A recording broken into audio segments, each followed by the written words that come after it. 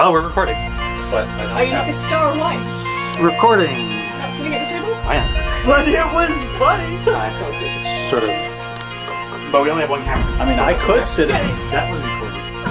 And camera 2!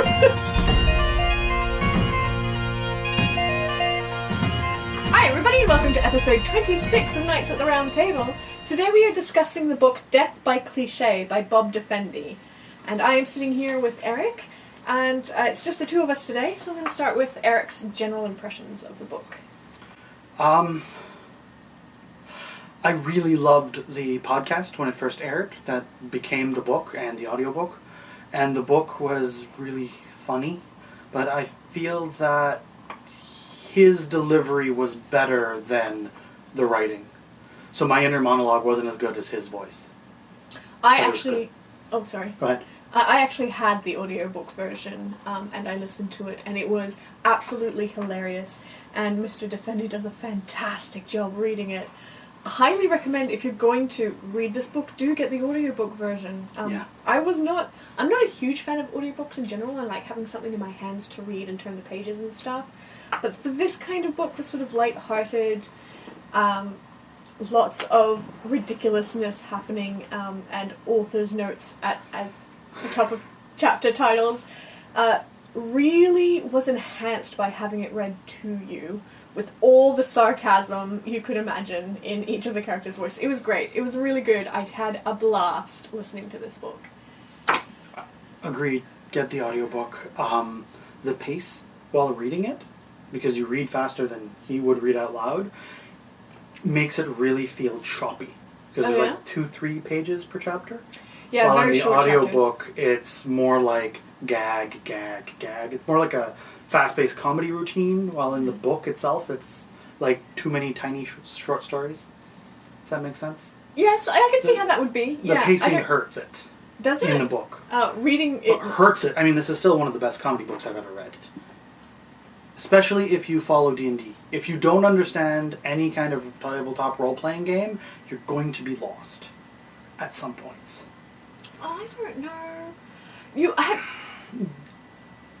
It's pretty well explained though. It's well explained, but Without it's being funnier. It you will know be funnier the joke. if you know And Dungeons you know and Dragons. the cliches that he's making fun of. Yeah, and the tropes, especially, I took slight issue with him talking about Dungeons and Dragons players that were women. Yeah. Okay, the character... Oh, hey, watch it. Table. Oh, sorry. Did I miss... No, you hit the table. That's okay. The main character is an arrogant, misogynistic douchebag.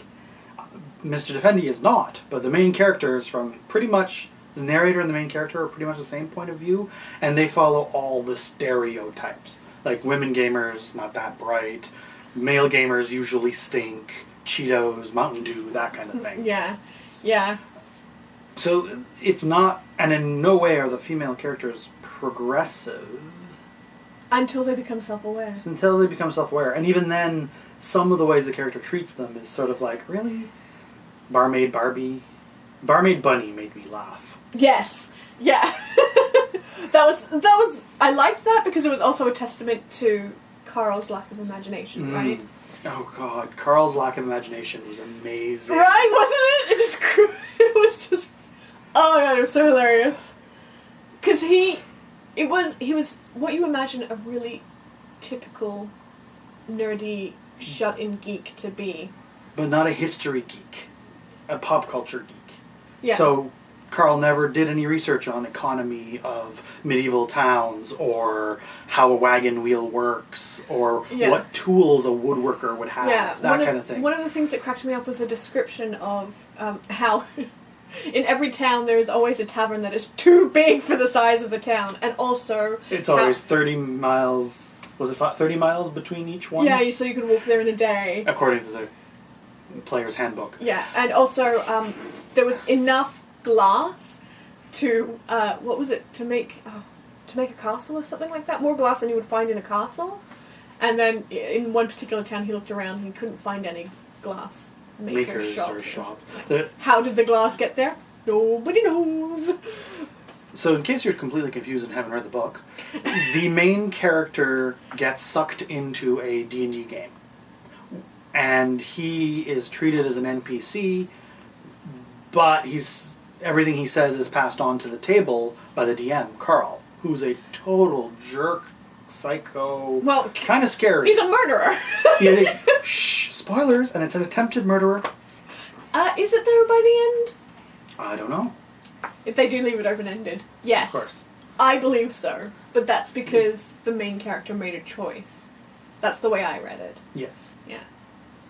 Either way, so when we talk about Carl, he's the one who DM'd and designed the world, but he has no idea how a world works. So things like, there's no glass makers, but there's glass everywhere. Or the garbage dump has nothing but cabbage. There's nothing else in it but cabbage. My favourite line about that was him wondering what a diet like that would do to people. There were a number of really funny, beautiful lines in this book. Yeah. Some some of my favourite things were his notes beneath every chapter heading. Yeah, the chapter quote. Yeah, the chapter quote. And they ranged from the ridiculous, like, there will be no chapter quote after this, and then following that, okay, fine, one more chapter quote. Some of them rang really, really true. Like, my personal favourite was, I have to make the deadline. And then there was another one. There is always an artifact. Blame Tolkien. Which was used again later in the book as an actual line of dialogue. Yeah. It made my heart happy. But in the writing itself, there were some really great lines. Like, one of my favorite was seeking like a tax auditor. And the other one was like a Salvador Dali drinking bong water. Like Salvador Dali drinking bong water, describing what was going on in the scenery. It was really funny. You really should read or listen to this book, because some of those lines are just... Most of the writing is plain, and then every so often he'll throw in something that's just outrageously funny. Yeah. I laughed out loud several times, particularly at the Salvador Dali, and also I have to make this deadline. And I scared the cats like, every time, because they're curled up sleeping, and I'm listening to the book with my earphones, and then every so often something hits and I laugh, and then the cats jump sky high and go running off. Yep. It's been a long time since I've laughed out loud like that at a book. Yeah. I'd say that in his best moments, he's almost Douglas Adams level funny. Yeah, yeah. Which is rare. I don't want to say this because it sounds... Snobbish? Yeah. Say it. It's rare for an American comedy writer to be equal to a classic British. Because... You're such a snob. I know. But come on, Pratchett and Adams. They are very funny. This book was also very funny. The whole book was really tongue-in-cheek. Right up until the last few scenes, I would say. And even it was then, very self-aware that this is a book. Like... Yeah, there was even... there's a line... Because this was written like a serial... So he wrote it as he went along. Mm-hmm. He didn't have a chance to go back and re-edit. And when he wrote the book, he didn't change anything. Or he changed a lot, but not certain things. So later on, there's a character that you keep meeting, Jerkin, and keeps dying. And at the last time he comes back to life, he's like, oh, he was feeling old. And at one point, the narrator, or the writer, the book says, he was roughly around 50. As if the author kept aging him slowly throughout the book so you wouldn't notice. Hoping you wouldn't notice. Yeah. It does take you out of the story to direct comments at you as the reader, but that doesn't detract from it at all. Not in this one. Not in this one. You're already thinking on like 3 levels, because there's the characters who have no idea they're in a fantasy game. then there's the characters who are the PCs, so they're basically murder hobos. Their only goal is to kill things. And it's mentioned subtly in the book too, like, what do you want to do next? I don't know, go kill something. Like, and then I laughed and I'm like, ha, murder hobos. And then there's him, who knows that he's in the game, and that it's real, and then there's the narrator who just, like, whatever. This is a book about a game, about a guy. And then there's Bob Defendi, who sometimes quotes himself. Himself. Actually, he always quotes himself. The first quote is, "It's tacky to write your own chapter quotes." Bob Defendi. Yeah. Another one of my favorites was Chapter 9, Bob Defendi. Thanks, Bob. I like the one from the second or third chapter. Never use flashbacks right after the beginning of your book, Bob Defendi. And then in the chapter, what he does. In the chapter, he's like, you probably should have started here, but maybe the author just wanted to start by shooting someone in the head. Yeah. Yeah, it was very funny.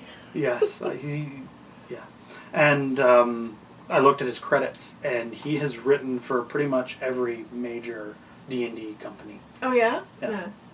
He's also part of the a writers group that includes Dan Wells, who wrote I Don't Want to Kill You, and the guy who wrote Elantris, I don't big fantasy writer. He took over Wheel of Time. Oh! My brain is blanking, but yes, that guy. That guy. And then Howard Taylor, who did the caricature of Bob Defendi in there, who's also a webcomic artist. Okay. And they're the ones who do Writing Excuses, the podcast. Anyways, so he's also written for a whole bunch of gaming companies, a whole bunch of games for the past, 40 years. Mm-hmm. So he really knows his stuff. Really knows his stuff. So the gaming parts feel real. I hate reading D&D, books that refer to D&D, and it just doesn't make sense. Because they think that D&D is some magical thing. Or Satan worship. Or Satan worship. Yes, good point. But I like it. I like how he uses that for the plot. Yes. Like, he keeps forgetting about the bard. And he keeps joking about forgetting about the bard. Yeah. And at one point he's like, the bard says, "But I was on a drink run!" Yeah. One of my favorites was when he comes into the throne room right at the ultimate scene, right at the end scene there, and he's like, "What is going on? Dwarf, you have a +5 resistance to magic. Like, how did you get..." And then, I forgot to factor that in, says the character who is being played by somebody outside of this story narrative. It was really well done. You get all those layers, and without a whole bunch of ridiculous exposition trying to explain everything. It just is, and it makes sense. Which is why I think that if you don't play D&D... You might get it, but it'll be extra funny. Yeah, you'll probably get it, but it's really funny for people who have played role-playing games. I liked his description of LARPers. Oh, yeah, although it was a little stereotypical. Oh, of course it was. But yes, that's it was what made the it funny. traditional LARPer description. Yeah, what you imagine, like a bunch of grown men playing dress-up, basically. But he was specifically talking about LARPers at conventions that don't get out of character. Which I would pissed totally him do off. that. I would totally do that, though. That would be hilarious fun. But a lot of them are like Erithian, which is what I'm guessing. I don't know how to speak, so I'm just going to say prithee and every once in a while. Do you even know what prithee means? What I like is that he takes the cliches, and he takes what's expected and sometimes surprises you. Yes. Obviously, spoiler, but the scene you're talking about where he walks in, he's like, "Oh, come on! This is totally wrong!" The evil overlord has the artifacts in his hand, about to use them. The people on the side are killing each other. "You have a +6. You have this. Okay, this is totally wrong. Fix it, and I'll be right back." Yeah. He goes out, he's like... Because he's been running, and he's trying to, recover, and he's like, "I'm stalling. Hopefully one more time." He goes and he's like, "Okay, you're doing right. You two, be a little bit more heroic." You're supposed to be monologuing, villain. And then he comes back out, and he goes back in, and he's like, "All right, I've stalled long enough, and no problem." And he's like, There's only 2 of you. "No, there are 3 of us." And the evil overlord's like, "Yes, and there's 10 guards behind me now." 20. 20, oh. And the guy's like, shit, he was stalling me. Yeah. He does flip it around. Or the sharks. Oh god, the sharks. There are sharks in almost every, like, evil lair. There are man-eating sharks. But in this, he's like, sharks don't like human flesh. So he fills the water with seasoning. So the character's stuck in this pit, and sharks, and he's... Oh, no, shit. Seasoning! It is actually true that sharks don't like the taste of people. They have to go mad in order to actually eat people. Well, they'll go into a feeding frenzy, but usually they mistake people for either seals or turtles, which they But I meant to actually eat the entire human as opposed to just chomping off a bit. Yeah, that's it exactly. Normally, if you get a shark attack, it'll take a bite and it'll be like, that's not what I was expecting. You taste like chemical. Eat organic. I only eat organic. You're not kelp. It's the whole food shark. The organic vegan shark. Fish are friends, not food. That's not in the book. But apparently it brings out the ridiculousness in us. I was a little disappointed with the villain, and also not disappointed with the villain, if that makes any sense. Because part of the effect of this ultimate dungeon master who has been writing for all kinds of publications that this character is, being in this world, this game run by his killer, is that when he's around, all the NPCs start to gain self-awareness. They just kind of suck out a little bit of his soul every time. Yeah, it slowly kills him, but, you know, it happens. And part of that was the villain was starting to become self-aware. And there were moments where he's like, why am I doing this? This makes no sense. I'm still committed to evil. I know I'm committed to evil. But why did I do some it this reason, way? But, yeah. One of my favorites was when a village was late paying their taxes. Because of the bad weather, but now they had enough they could pay their taxes, and he's like, killed them. And then so all of his minions are marching in, and then he's like, wait a minute. Stop. Let me reason this, okay? They didn't pay their taxes because of something that wasn't their fault. They can pay them now. They can pay them now, yes. And if we kill them all, they're never going to pay taxes ever again. Why are we? Why? Just take the taxes. And don't leave them alone. Just take the taxes. Like, it was funny and true, and it culminated in the character, the main hero, being attacked by the villagers themselves because they're like, things have never been so good. We have healthcare. We have minimum wage. Like, we're getting fed on the job. This is amazing. And he's got all these starving peasants looking for an artifact in a swamp, and he's like, wait, hold on. Why are we working them harder? We've got plenty of food. Let's feed them.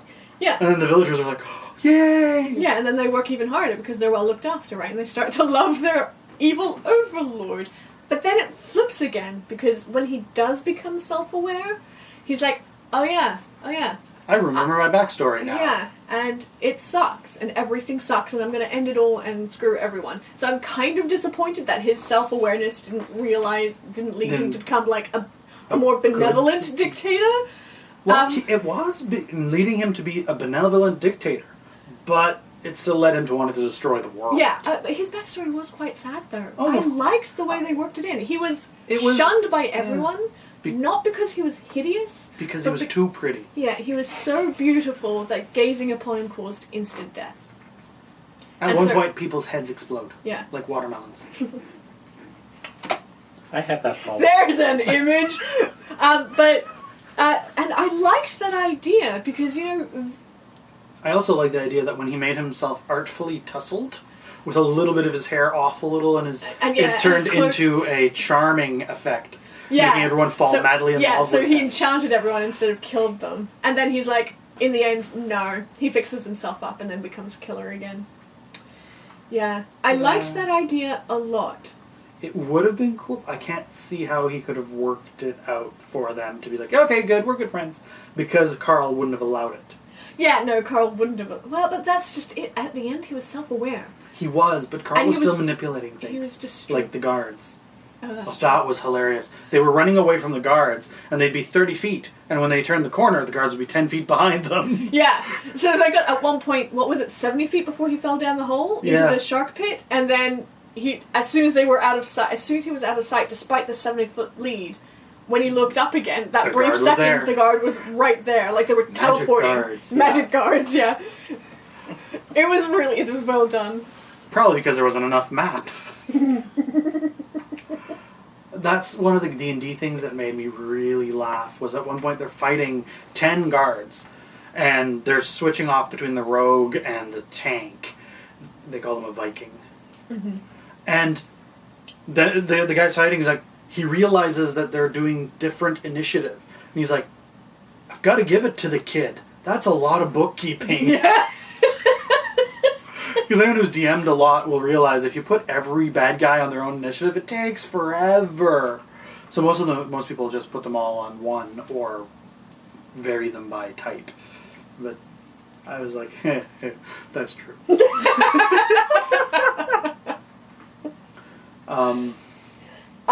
That said, the artifacts made me smile. Me too. Oh, the first time I heard it. This time I remembered. It was That's a really neat idea smile, not a that's ridiculous smile. Because the artifacts were, spoiler alert, a pencil and an eraser. A Hello Kitty eraser. Yeah. That reminds me of, this has nothing to do with the book, but I saw a picture of a Renaissance fair recently, and there was somebody in Viking garb, but instead of the usual Viking stuff, he had painted on his shield a Hello Kitty face. I've seen that with the caption, when your armor doesn't match. Yeah. What I like is one of the end chapter quotes from the villain is, Hello Kitty! Yeah. It starts erasing. It's so silly, but also terrifying, the idea that, like, because in a game, an eraser erases stuff. Mm-hmm. Unless you write it in ink, like that dwarf's gold count. The dwarf is like, I've got 100 gold. How? I wrote it in ink on my character sheet. You can't take it away. That was good. That was very, very, very good. But I liked... okay, so how did you think it ended? Do you think that his character was shot and then died, transporting his soul into this new world that was now real because he made it so? Or do you think he's forever in a coma? Or what? I think he was in a coma, because when he started fading, he said he heard the hospital smell the antiseptic. And he could grip the... But I think when he chose to draw himself back into this world, I think his body probably died. Yeah. Yeah. Or he became a vegetable. It really doesn't matter. Yeah. I mean, it could also all be in his head. Yes, I liked that it left it all up in the air like that. Although there's going to be a sequel, apparently, according to the last chapter. We left that for the sequel. And then Maybe the author just wanted to leave room for the sequel. Yeah. And then a character asks a question, he's like, sequel.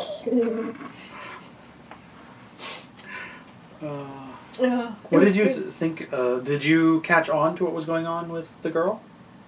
Yes. Oh, okay. Almost right I thought away. that was really, really obvious. And I wondered why the character didn't get it. That's the only thing that I was like, okay, maybe under stress and stuff, but he's smart enough to realize that if she changes completely personalities, maybe Or maybe he was still operating from his misogynistic point of view, where women are unreasonable and mysterious, and maybe she was just PMSing. Yeah, maybe. Because she went through 3 different players. Yeah. But we didn't realize. Wow. The author didn't realize. No, the character didn't realize till later on. The protagonist didn't. So there was one that flirted with him, one that hated everything to do with him, and a third that was super shy. It was probably like a 15-year-old. Or a 5-year-old from the way she acted. Right. And then she became self-aware. And then she became an NPC because nobody wanted to play her. And then he made her self-aware. Yeah. There's something in that. I thought it was interesting, the comments from the players. Why are you only charming when you play him? Because he would say things as if that guy did. Okay, so the he's talking about is Carl. Carl, the DM would have to role play the main guy, but the main guy was way more charming than Carl. Carl was your stereotypical pimple-faced braziers. Yes! Okay, so I liked it because when the character comes into the comic book shop where he's supposed to be playing a game with this kid, he hears... He was asked by the game company. Yeah, overhears some of the gameplay, and the kid is describing the room. He's like, you walk into a room and there are fires flaming in braziers. And he's like, do you mean braziers? Like, do you think he means braziers? Yes. And then when he wakes up in the game, he walks into a room and there are literally flaming braziers everywhere. And he's like, oh shit. Yeah.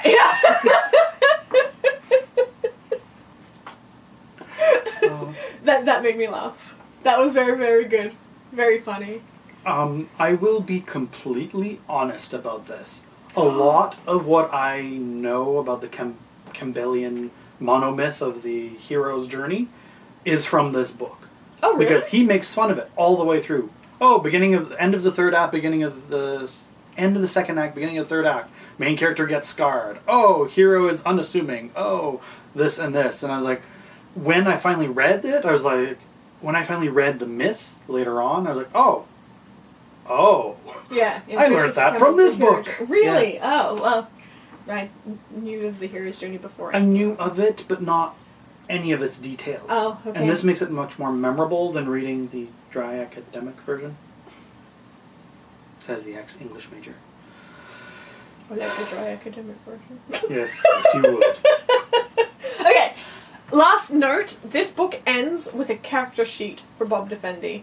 And it is so funny. Hilarious. So funny.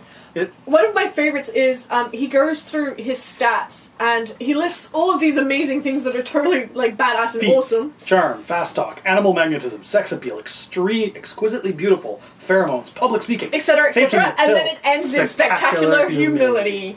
Another one of my favorites was in his stats. He's got plus lovemaking, plus 97, plus writing, plus 8. Like, yep. It's really funny, the character sheet. I enjoyed that little bit at the end. Yeah, and there's a nice caricature of him holding. The book is also very well made. It's nice. It's got a good layout. I was impressed. Yeah, I didn't have a physical copy of the book, so audiobook it was for me. Final thoughts and star rating? I really liked it. But I think I'm not sure I'll ever reread it. I'll probably just re-listen to it. Okay. Because, again, Mr. Defendi's delivery is wonderful. So, 3.5 for me. Yeah, I agree. Mr. Defendi's delivery is spot on. So funny, really well read. I highly recommend the audiobook. So good. I really loved the humour in this. I didn't have any huge, gripes about it at all. So, 4 for me. This is a really good book. You gave a higher rating than I did. I know, right? The world is ending. That hasn't happened since... Ever. No, the Labyrinth. Pan's Labyrinth. Oh, Pan's Labyrinth. That's right. Pan's Labyrinth gets a 5. Always a 5. Oh, I'm picking the next one. Yes, you are. The Sleeping God by Violet Milan. Ooh! I haven't read this. I have no idea what it's about. I'm guessing it's about a sleeping god. It's, from what I remember, it's half police procedural, half fantasy. Oh, sweet! Excellent! So in a couple of weeks' time, that's what we will be reviewing, The Sleeping God by Violet Milan. If you have any thoughts about this book, Death by Cliché, leave them in the comments down below. We also have a Goodreads page where you can leave your thoughts and comments.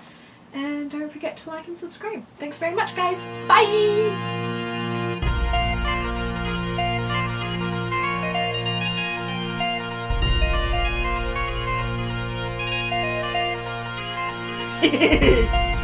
That's lovely.